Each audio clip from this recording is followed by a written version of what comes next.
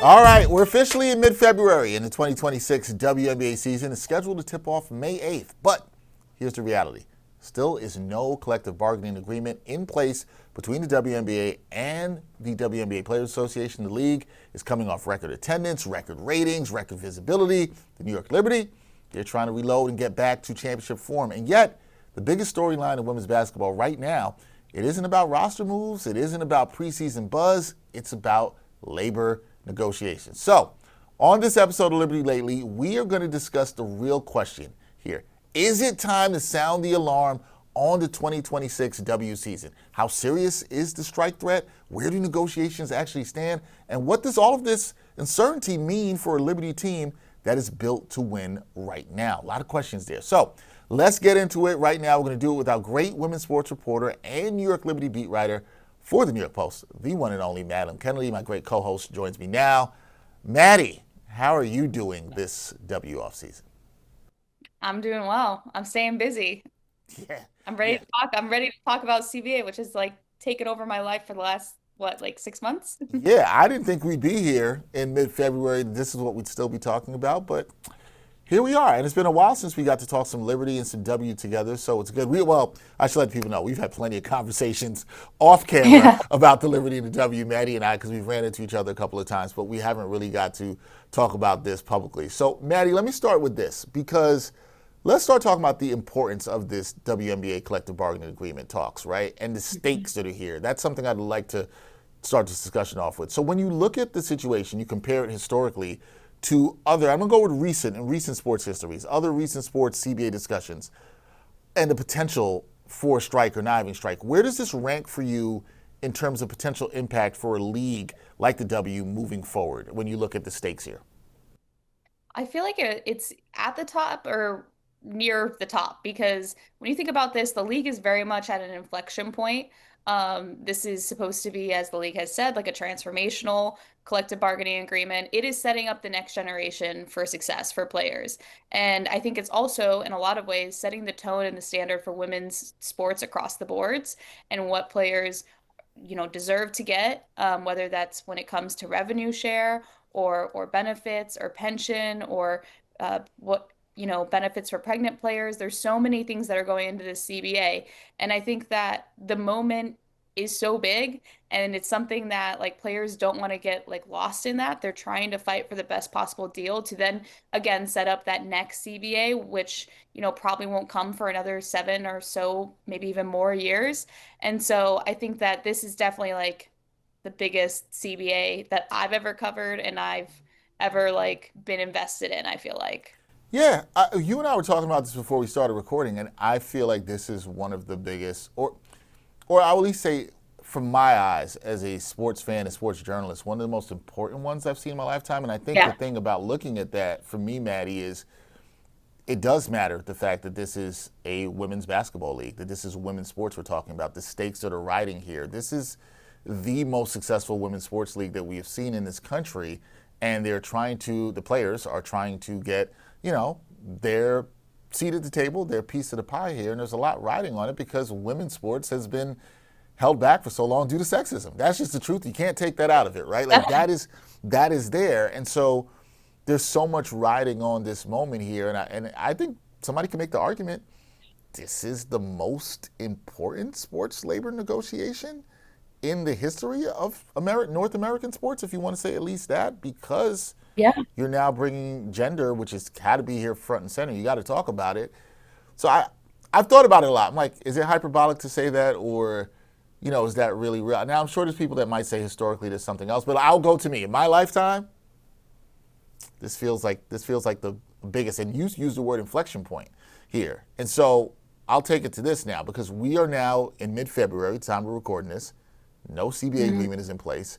So at what point does this shift from typical negotiating leverage to a legitimate threat to the May 8th season opener? Like, how real is this that we could possibly not see games start on May 8th? I think we're definitely in jeopardy of the season being delayed. And I've talked to a lot of people around the league or in women's basketball in general about what a what this offseason was going to look like even before we got to this point. And there was people around the league that were preparing for a very condensed offseason where the expansion draft, free agency, everything was going to be pushed into a small window. And we are seeing that right now. Um, if the season starts on May 8th, we can kind of guess that training camp will probably start around April 19th, 17, 19-ish, based off of previous years. And so I think that we are definitely in jeopardy. I've heard from some people that think if a deal is not done within the next week, that could mean a delay. If a deal is not done at the end of this month, it could possibly mean a delay. Like there's a lot of different, opinions out there on like what is finally that line that once it crosses, then everything has to be pushed back. I've heard from some people that think that the off season can happen in a 5-week window. Whether that's realistic, I'm not 100% sure, but it's definitely a threat, and it's something that people feel, and they feel that pressure. And I think, what's a shame, and we were talking about this off camera, is that this is supposed to be such a big free agency, such Hmm. an exciting time for the league. And it's a very real possibility that free agency is going to be happening while March Madness is happening. And it's kind of a shame because there's going to be, potential for so much player movement, potential for so many different storylines, you know, rosters could look totally different than what they looked like a year ago. And it's going to be hard for all of us to like dig our teeth in and like discuss all of that because there's also March Madness. There's also college basketball setting up the draft. So um, it might mean for a very busy March and a lot of coffee ingested by journalists. Yeah, I want people to understand here. One, I'll say this for Maddie, and I don't want it either. As somebody we host a show together, we do not want a Mhm. 5 week off season. Like we don't want any parts of that. It just sounds terrible, and it's a lot. So as I mentioned at the top, to give Maddie her credentials, Maddie is our women's sports reporter. She also covers the Liberty. She covers women's basketball when March Madness goes on in tournaments, so she could be there getting news and still having to cover two things. I know nobody cares, but it's a lot. And you do care about the content, and you do want good journalism done. So, just saying, think you got to think it affects a lot of people here. Just saying that we I want to know, see I know. things done. Nobody cares, nobody Nobody cares cares about about us. us. They don't care. They But don't care. but yeah, They're like, there's drink there's a that lot of coffee, Maddie. people. That's it. Yeah, yeah, yeah. There's a lot of people that are also being forgotten in like CBA negotiations, and Mm, the longer that this goes on, and the potential for the season to be delayed or even shortened, whatever it might look like, that doesn't just impact players and teams, it impacts arena workers, it yep. impacts people that are game day ops that are like paid per game.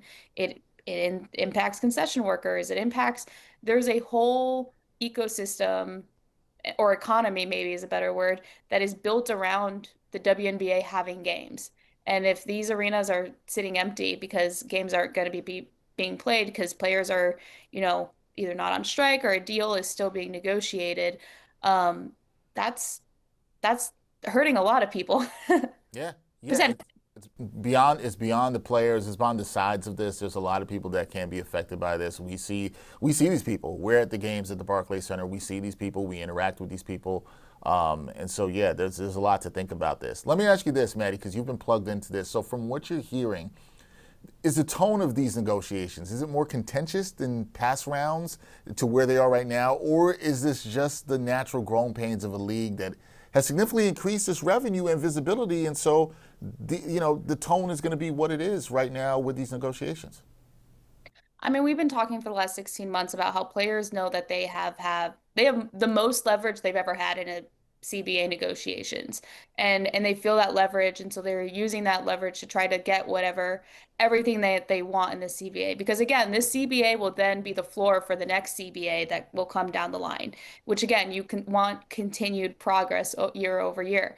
And so I think that, talks, I don't contentious is probably a good word for it. There's been a lot of back and forth. There was maybe a little bit of frustration from the PA side, knowing that you submitted a proposal and on Christmas morning and you didn't hear back from the league until 6 weeks later. You went to a meeting at like this month at the NBA headquarters expecting to have a proposal, and instead you got a slideshow going over what kind of improvements have been made over the court in this new CBA.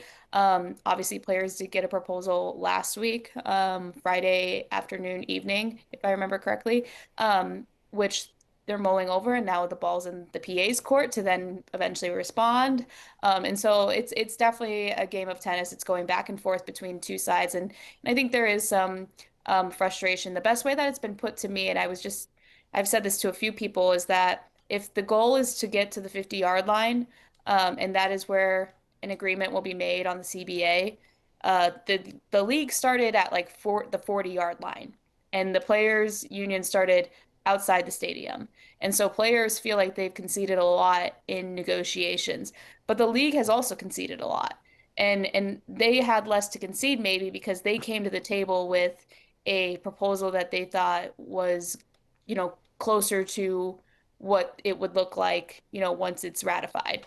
And so I think that that's kind of part of the holdup. There's several layers, and I know we'll get into like why there is a few snags in labor talks right now. Yeah, that's kind of where I wanted to go because I think the biggest thing that when I'm talking to and people like you who are plugged in very well, but then also when you hear from fans and they're looking at all the reporting, right? So when you look at the league's reported proposal and the players, I would say the expectations that they've had around revenue sharing, because that's been a lot of the talk, right? And then also prioritization and salary growth. Where does the biggest gap appear to be here in these talks? Like what the gap? There's a gap, but where do you think the biggest gap is in these talks?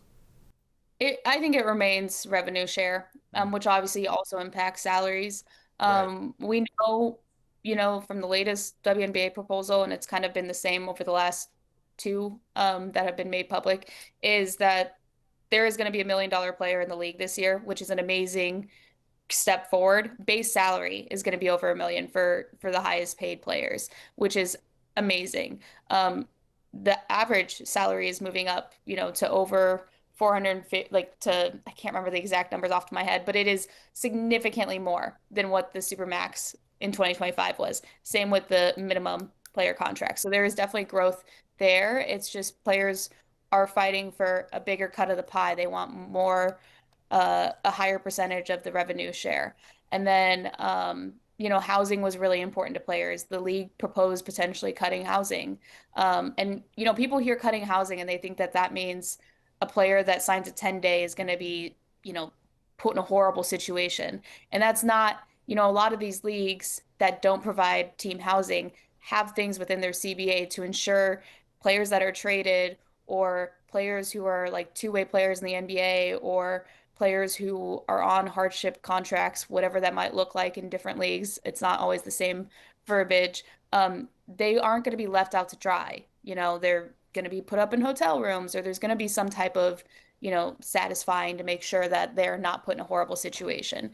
And so, the league has come back and is offering now league housing for first year players, for vet minimums, for 10-day hardship contracts for the two developmental spots, which is also improvement from the last CBA. Obviously, roster growth has been something that we've talked a lot about, increasing the number of roster spots, and now the league is offering two developmental spots, which is huge because there's so many players. I mean, I think about even with Liberty, Markeisha Davis and Jalen Sherrod, two Yep. people that, could be great WNBA players down the line, but they just didn't have the opportunity to develop and grow to the full potential because those roster spots were needed for other people. Yeah, and the thing is, even if you just think about it outside of Liberty, these are just now more jobs, right? And it's just a labor negotiation. We're creating more jobs for other women, which is huge. The housing, I guess you would say, concession by the league, I think is really encouraging. Madeline, for what we heard that the players have wanted. Do you, actually I'm gonna hold off on that. We'll get to that later. Back on coming back to the gap and then what they might be able to get with revenue sharing. But I will say this: players, and you've seen this too. They've been careful publicly, right, about what they've saying. They seem to be very measured. I will say. Some players, Yeah, some players. some That's players. true. There have been other players that have not, right? But some players Yeah. have been measured. Some have been very direct, I will say, about that, right? But we've heard warnings about a potential strike. because of the time crunch, if you want to say, that we talked about at the beginning of this conversation, how real is the possibility of a potential strike at this stage with where we are right now and the gap that exists between the PA and the league? I think that the players are definitely prepared to strike. That is something that they have been prepared for since the beginning of negotiations because they were told that, we're going to fight for the best CBA for everyone, and there is the potential that a strike could be necessary. And so people are prepared. Whether or not they will actually authorize the strike is still kind of up in the air. Maybe if it gets closer to the season, it might be necessary to authorize a strike. Um, but right now, I don't think that a strike is going to happen like within the next week or two. I also question um the power, like if you're what would be gained out of that, maybe 48 hours of headlines. But I don't know if it would have the same weight as maybe like later down the line when we're closer to the season starting. So, with that saying, and I think it's always fair in these labor negotiations to think about, just like we do with anything in sports, like where's the edge, who has it, what can matter if they strike, right? What then gets resolved? Does that put pressure on the league? Does it not? And I think when you look at it, right, the WNBA, they're coming off, as I mentioned at the top, they're coming off record attendance, ratings, global attention on the league that they haven't had before.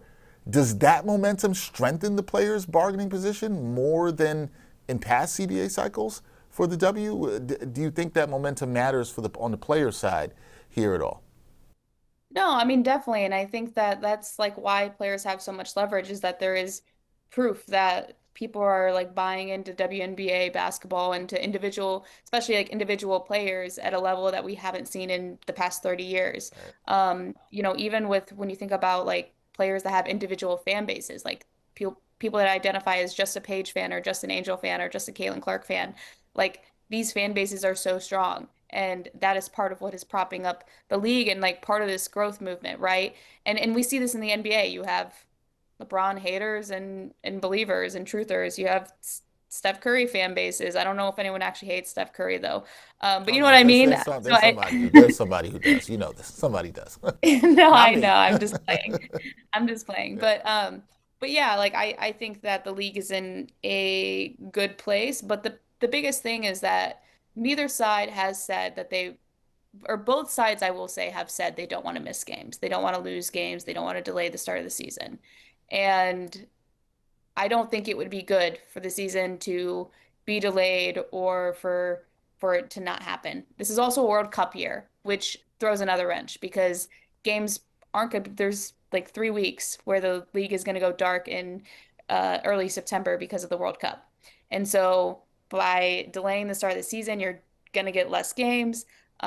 It's I just am in favor of making sure that you're continuing to build that momentum and build off of where the league is. And you do wonder if a strike, if a delayed start to the season, depending on how delayed it is. I'm not talking about a few days. I'm talking about like if there are weeks that are pushed off because of this, how that could impact momentum. I think fans are going to continue to show up and everything like that. So I don't want that to get like twisted out of context, but I just, do wonder. I do think that it matters starting the season on time. Yeah, I would agree, and I wonder how much both sides are factoring in the momentum here, and I do agree with you. The players have a lot of leverage in terms of the momentum because it's really been beneficial for them. But you also got to look at the other side of this because in recent history, in men's sports in this country, we've seen leagues navigate lockouts. We've seen them, deal with work stoppages. So when you look at this from the league side, does the W have the infrastructure and financial flexibility to withstand a prolonged dispute that might be a strike, that might push the season back, reduce games? Do you think they're able to ride it out if the players say, hey, we're going to strike? I think so. Again, how long are we talking for a strike? Like we're not gonna miss like multiple seasons, right? That's never happened before in Right. sports, to my knowledge. So I do think so, and I think again, like nobody wants a delayed start to the season. It's starting to feel like it might become inevitable at this point, or within the next like 3 or so weeks. But yeah, I think the league it's not like the WNBA is going to like disband or go underwater because the season doesn't start on time. I just don't think it would have. But I will say, there are owners that are in better financial situations than other teams, and I think that that's part of the holdup in some of CBA stuff as well. And talking with people is that is like a portion of owners who want to give the players the world and do whatever they can to like make sure players are treated like, high class, like quality athletes, who want to make sure that they have great facilities and everything and want to pay the players and all that. And then there's other owners who maybe have been more invested in the league for longer, who aren't ready to open up their pockets or like aren't ready to concede all these things just because they feel like they need to recuperate something. And so yeah, I think that they would be fine. The league would be fine. It wouldn't go under, but it just wouldn't be ideal. Yeah, not ideal. It's not ideal for anybody. This whole situation is not ideal. Let's talk a little about the Liberty, since this is this is a Liberty show that we do. For the Liberty specifically, Maddie, how does this limbo, being in limbo right now, affect long-term planning, especially with core players, rotation depth, and cap structure? How does this affect the Liberty right now, being in limbo, not knowing when anything is going to start? So I have to assume that general managers and coaches, we're talking about the Liberty, so Jonathan Kolb and Chris DeMarco are sitting down and meeting and going through all the different scenarios.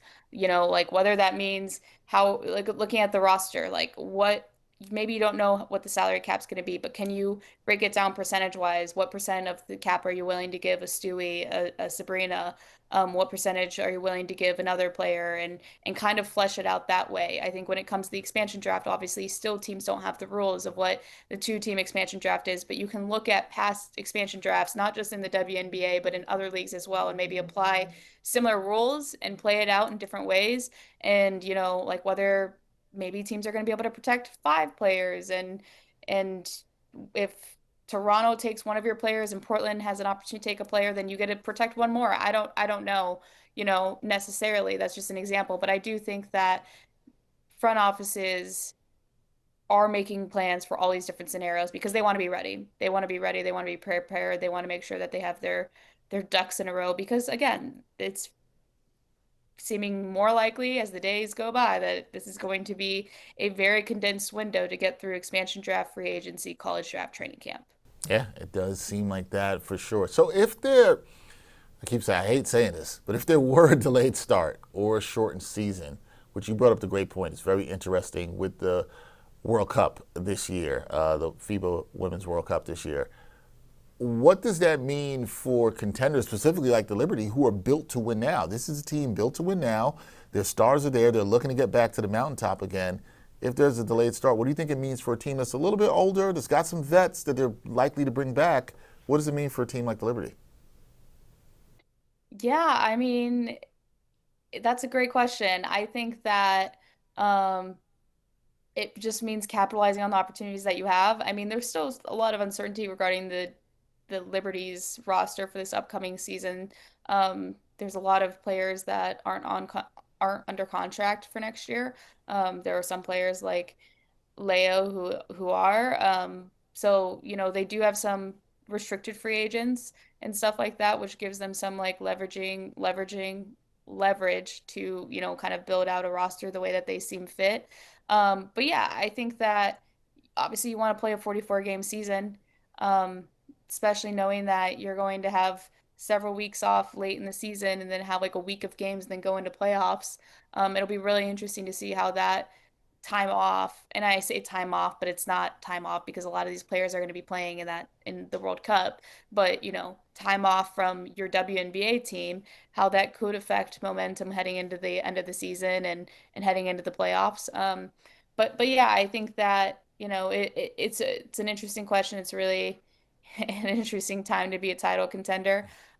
Because there's also a lot of questions about like whether or not there's going to be the core player in a new CBA, and how could that impact things? I think there's a belief that the Liberty are going to use their core designation on Sabrina this year, and so yeah, a lot of questions. There's a lot of, there's so much uncertainty that you don't know. And that also brings me, because you said, look, you have to assume that really good front offices and are going to do their due diligence and try to look at all the situations and map things out. But you got to remember, and I know you haven't forgot it. The last time we were at an Liberty event, it was the introduction for Chris DeMarco as head coach, right? And the Liberty's coaching staff now has started to take shape under Chris DeMarco. We've seen the hiring of his assistant coaches and other things. So the staff has been taking shape.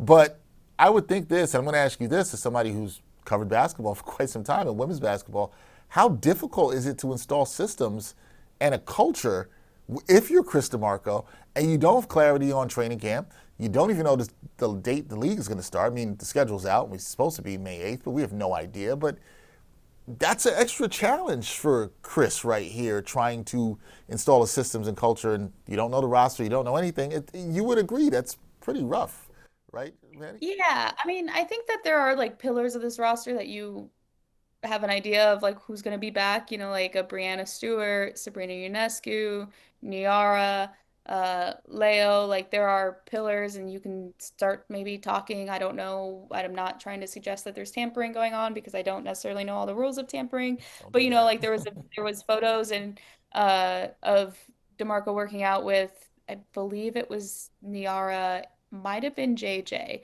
posted on their Instagram. And so, like, maybe it's just having conversations. Chris did say, like, he called every single Liberty player and, you know, introduced himself, had conversations about basketball, about like things that he wants to implement here and all of that. And so I think it shouldn't hold it up too much. I think everyone will probably have to be on the same page day one of training camp or near day one or near the same page. I think that, there are conversations happening behind the scenes right now to prepare for that. But yeah, it'll be again like interesting. Like I don't know how much it will necessarily impact because obviously every time that you bring a new head coach in, there's always a period of growing pains, and I bet having things condensed is probably going to only make those growing pains feel a little bit more. But I'm sure it'll. I'm sure they're preparing for it. Yeah, they've got to be, and I know fans are going to hope that too. And I think there's a way sometimes you can look at things and say that whether it's uncertainty, it can sometimes adversity, if you want to even use that word, right? It can bring out the best in people. So, do you think possibly this kind of labor uncertainty, it does it test organizational stability? And do you think the Liberty, as a team that you've been around, they're equipped from a front office standpoint to handle that kind of volatility with the unknown of this season? Do you think this front office is equipped to handle that? I think so. I don't know how much like the CBA would like the ongoing negotiations necessarily impacts like the day to day for the front office and stuff. I think they're always evaluating talent and always going to be like trying to figure out what the 2026 roster is going to look like to make sure the Liberty are in the best position to win a championship. So I don't think that they're will be many hold ups or hang ups there. Again, I think it's just a matter of wanting to get players under contract, wanting to know what your team is going to look like so you can start, making a game plan, start having ideas and yeah, you can have ideas when you have all these different scenarios, but until like it's almost one of those things where it's like until the ink is dried on the paper, you almost like don't feel certain about certain things. And so, but yeah, Yeah, it's going to be very interesting. I think the last thing here, the way I could wrap with this, and this is kind of probably the major question for everyone. This is specifically for you, Maddie. All the questions were specifically for you, but are you sounding the alarm right now on everything that's going on, or do you believe a deal gets done in time and this becomes a short-term stress point rather than a season-altering crisis? Where are you right now at this time of recording? Are you sounding the alarm? If you want to sound the alarm and go crazy, go crazy. Not saying that you are crazy, but you understand what I'm saying. If you want to do that, fine. But where are you? Is it like, hey, we should sound the alarm, or is this short-term stress point and everything's going to be all right? it's February 12th, and negotiations have been going on for 16 months, and a lot of progress has not been made over the last 2 months. Mm-hmm. And so I feel like it's fair to sound the alarm at this point because of the lack of progress that has been made, over the last 2-ish months. There was not a lot of progress that was made during the WNBA season, and that was kind of the goal of opting out early was that the players wanted to have all this time to be able to like negotiate, and it just hasn't moved forward the way that it needed to move forward. And so here we're here, February 12th. Season is supposed to start May 12th. Hopefully, you would think training camp again will start around April 19th. Um, and I can't say with certain that the season's going to start on time. I think it's time to sound the alarm. I think that there is still a far ways away when it comes to like revenue share and stuff. And there are some players who think that the deal that is on the table is good, and that, like they just kind of want, to get moving. Because again, the last CBA was really great for the top of the league, like the top talent in the league, but it did kind of forget the bottom, like bottom vet minimum type players, or even like some of the uh middle of the league. And so I think that um it is definitely time to sound the alarm. Time to sound the alarm. That's not fun for Liberty fans. Liberty fans are not going to have fun with that at all. WNBA fans are not going to have fun at all. But it feels like we are late in the fourth quarter. That's what it feels like right now. We are late in the fourth quarter, and we are hoping that something gets done so we can see the W get back in action on time. And obviously, I think we both say this, we'd love to see the players get what they want. We want to see the health of the league be strong going forward. I think as people who cover it, that's what we'd like to see. So hopefully they can come to a resolution sooner rather than later. But I'm with Maddie on this. It's getting late. Time to sound that alarm. It's not feeling good. Otherwise, Maddie's going to be drinking a lot of coffee in March, guys. If something happens late, Maddie could be drinking a lot of coffee, trying to figure out stories covering women's college basketball and the W. We don't want that. See, I care, Maddie. I know nobody else cares, but I care. Well, thank you. At least somebody does care. It is me. That is Madeline Kenney, our great women's sports reporter for the New York Post. Does a fantastic job covering the Liberty. Thank you for joining us. Hopefully you enjoyed this conversation around what is going on with the Liberty and the WNBA. Let us know what you think. Do you think it's time to sound the alarm as well? Do you agree with Maddie and me? What do you think? Let us know. That's the great Madeline Kenney. I'm Dexter Henry. We'll catch you next time, another edition of Liberty Lately.